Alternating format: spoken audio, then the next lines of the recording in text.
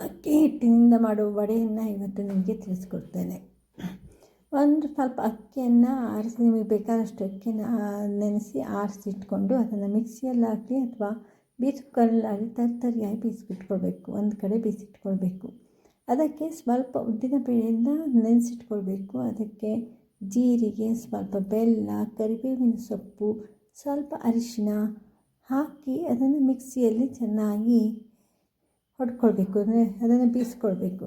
ಅದನ್ನು ನೀರನ್ನು ಕಾಯಿಸ್ತಾ ಇಟ್ಟು ಆ ರಸವನ್ನು ಹಾಕಿ ಕುದಿಸಿ ಒಂದು ಬದಿಗೆ ತೆಗೆದಿಟ್ಕೊಳ್ಬೇಕು.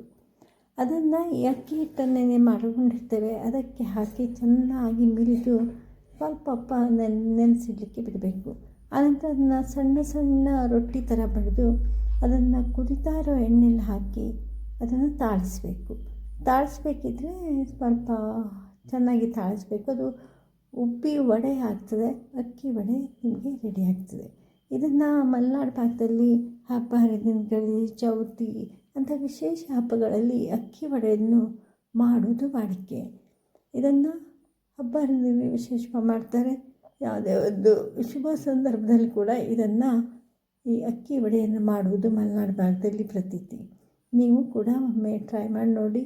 ನೀವು ಕೂಡ ಮಾಡಿ, ಇದು ತುಂಬ ಚೆನ್ನಾಗ್ತದೆ. ನಿಮ್ಮ ಅದಕ್ಕೆ ತಕ್ಕಂತೆ ಅದನ್ನು ಕಲಸಿ ನಿಮ್ಗೆ ಎಷ್ಟು ದೊಡ್ಡ ಸೈಜಿನ ವಡೆ ಬೇಕೋ ಅದನ್ನು ನೀವು ಮಾಡ್ಕೊಳ್ಬೋದು. ಇದು 2-3 ದಿನ ಈಗ ಬೀಸುವ ಕಲ್ಲಲ್ಲಿ ಬೀಸಿದ ಅಕ್ಕಿ ಆದರೆ ಇದು 5-6 ದಿನ ಕೂಡ ಇಡ್ಲಿಕ್ಕೆ ಬರ್ತದೆ. ಆ ತಕ್ಷಣವೇ ತಿನ್ನಬೇಕಂತಿಲ್ಲ. ಅದು ಗಟ್ಟಿಯಾಗಿ ತುಂಬ ಚೆನ್ನಾಗ್ತದೆ. ನೀವು ಕೂಡ ಒಮ್ಮೆ ಟ್ರೈ ಮಾಡಿ ನೋಡಿ.